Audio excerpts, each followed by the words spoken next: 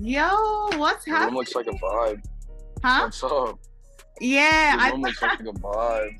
I know. I've been collecting posters since I was a kid. I got like my whole roof, Yeah, that's my crazy. walls, all my favorite bands and artists. And actually, it's smoky in the back because I got my sage going. Fire.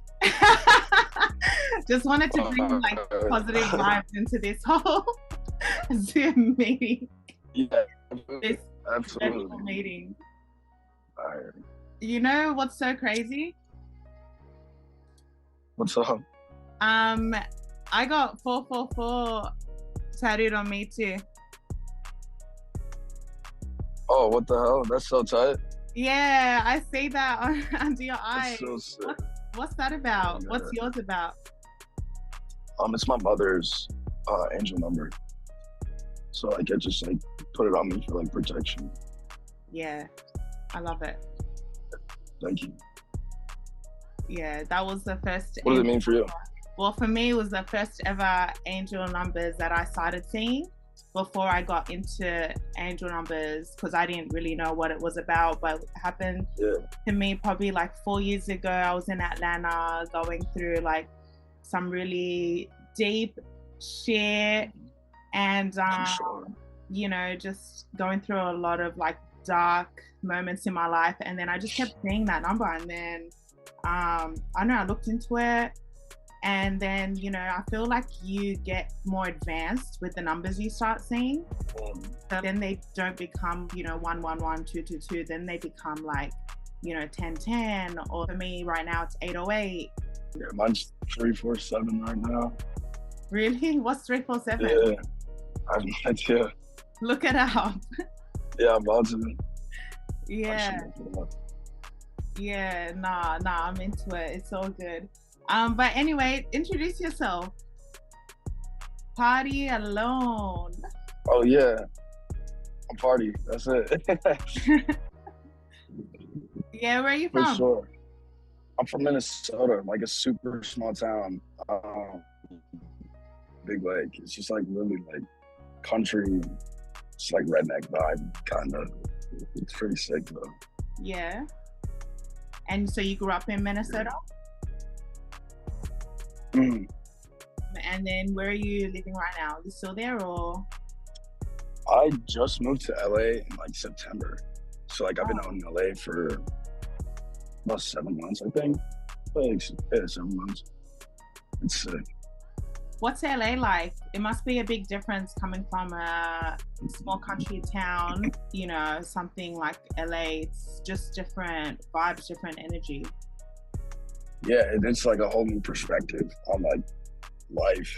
Yeah. You know, because like coming from that, you just like, you see the bare minimum of like what the world has to offer. So like out here, it's just like opportunities and other like-minded people, opposed to like growing up with like the kids you've known your whole life.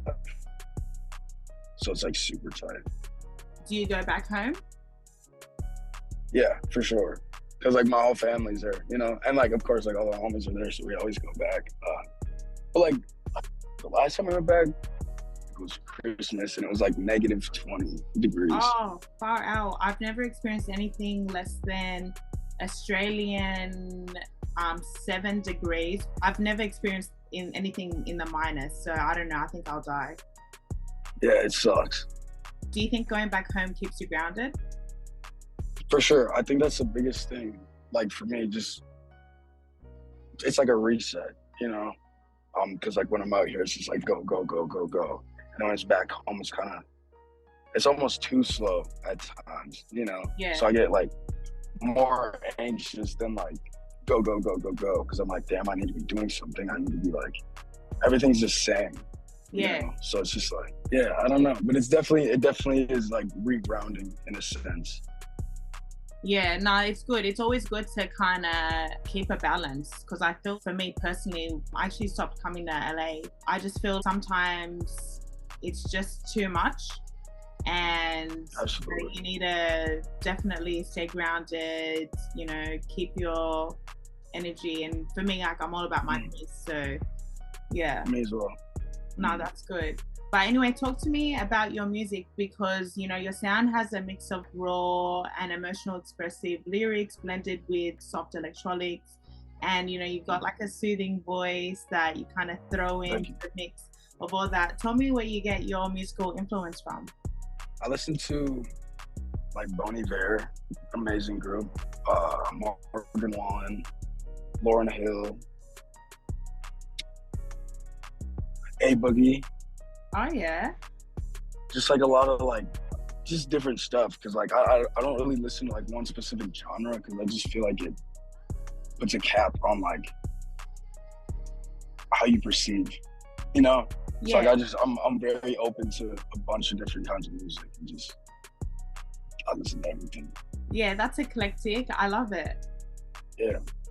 But I think you definitely have some more unique and raw music. One of the most raw and unique kind of voices I've heard in, you know, the rap alternative scene. What's your view on the emo rap genre, and do you think that it gets enough recognition? I think it's like a weird it's a weird genre, because it's like on the verge of like going super punk and then like mainstream. And I think like, when I think of emo, I think it's just like not like the emo pop scene that is like current. Yeah. You know, but it's tight. Like I really do enjoy the music that is being put out. Because that's like, for me, when I think emo, I think bands. I think The Used, My Chemical Romance. For sure, absolutely. You know, all that kind of stuff. But then you got emo rap, which is Triple X, Juice WRLD. Yeah, no, I'm a huge fan of X. And I feel like you're not there. You're a little bit. What genre would you kind of pinpoint your music as? I take a lot of inspiration from like indie. Yeah. Indie music and like older rock. Yeah, like so it's just like like Rage Against the Machine for sure. Okay. Super tight. Yeah. Super tight. You see, there's a bunch actually, like Ice Nine Kills, Rage, but like that like category and like era. Okay. You know. Nice. I love it. Yeah. Where are you going right now? You're in the car. Yeah, we're going back. So we just had a show in San Francisco, so we're driving back to LA. It's like 6-hour drive. Yeah. So we're just chilling in the car. It was good. It was super tight. How's the crowd? Yeah. Amazing. What's your favorite show you played?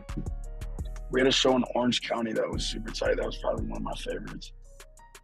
Nice. Yeah. Do you think like when you go to different states, there's a different crowd, different types of people come out to see? For sure. For sure. Absolutely. You can like see, you like notice the difference. Yeah. Absolutely. Do people have to? Not, I want to, but like I feel like there's just like not like a right time to, you know. Make something a bit heavier. That's what I'm saying. Like I'll make like a Rager song and then crowd. Yeah, I reckon you'll definitely kill it for sure. No, I like your music. It's that's another question I was gonna ask. What are some challenges and obstacles you think you've had to overcome, kind of making music and singing about your pain? I think the biggest thing is definitely like acknowledging that it's like all right to be vulnerable. Yeah. And like very transparent with who I am as a person to my fans and to the people who follow me. So that to me is definitely the biggest obstacle that like I still work on, you know what I'm saying? Yeah. And it's still like a ongoing thing. Yeah. No, I think it's honestly like, I know it might be kind of hard, and what you just said as well, like challenging, kind of just opening up to the world. But I feel like there's people out there who need to hear that, just so that they know that they're not alone in going through what they're going through. And there are other people going through the same kind of experiences. And I feel like it definitely helps people for sure. Absolutely. Yeah. And the things that you talk about, it's not, you know, superficial. You talk about real things, like you talk about relationships, you talk about, you know, your home, and you really talk about some of the, you know, pain that you've experienced in your real life. And I think that's really amazing that, you know, you can share that to your fans and to the world. Thank you so much. So, yeah, no, I love it. Where are your dream places that you'd like to perform? Minnesota for sure. I'm like super stoked to go back to Minnesota because I've never done a show in Minnesota. Oh, you've never done a show back home? Yeah, it was my hometown. So it's like I'm super excited to go back there and just see everybody. Oh, nice. Yeah. Have you toured outside the States or not yet? Not yet. Where would be the first place you'd go outside of America? What country? Australia for sure. Yeah. I need to take you out here. Yeah, I have to come. Yeah, for sure. You have to. Or like Thailand. Thailand. There's a Thailand Rolling Loud. Yeah. You should have had your management pitch for that. I know. What did they do? Next year. I know. Next year. Yeah. Nah, but funny you said that, because this Thailand Rolling Loud, they've got a really eclectic, you know, lineup. But I've noticed there is quite a bit of alternative rappers on that lineup. For sure. So, yeah, I could definitely see you on that lineup. So tell them next year. You know, they gotta push you to be on that. Absolutely. Have you done festivals? I did one in Dallas, Texas. Yeah. What was it? It was super sick. It was called Restless Fest. What kind of music was that?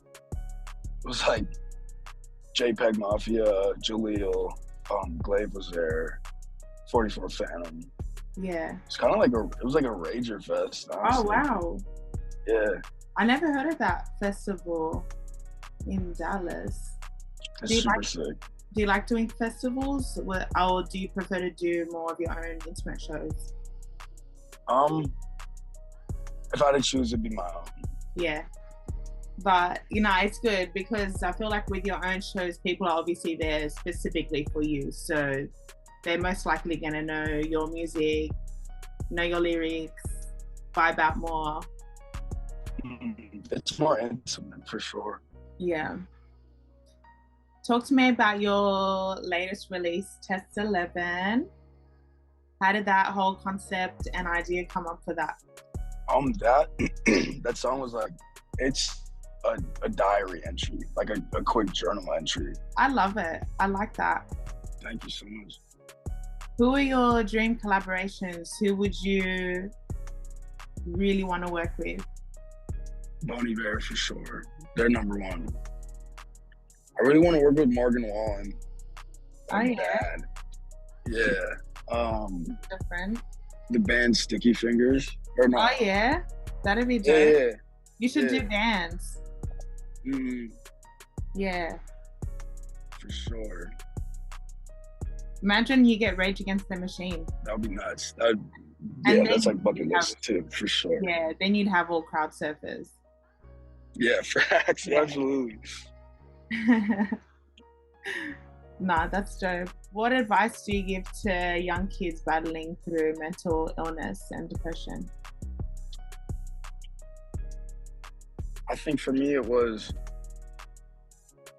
understanding that you have to get like comfortable with being uncomfortable, and that's what's allowed me to learn the most about myself as a human being. And at the end of the day, like, we're only human. Yeah. You know, it's like okay to feel, and it's okay to, it's just okay. Yeah. For sure.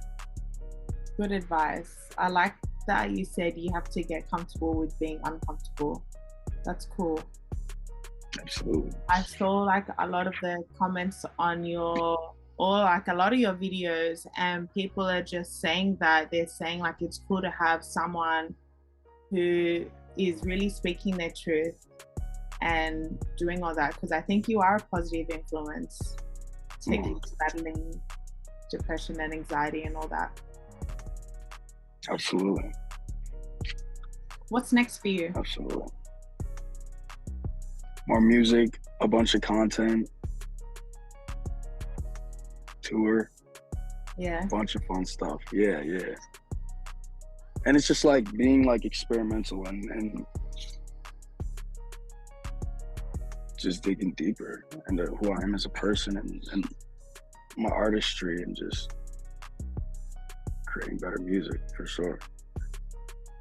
I wouldn't say better music. I'd say evolving on your music. Yeah, absolutely. Absolutely. Yeah, because everything you're putting out is great, and don't ever say better, or like don't ever deny what you've done. It's just gonna evolve and just be different, because you know, obviously you're gonna grow in terms of your lyricism, your style, everything's gonna grow.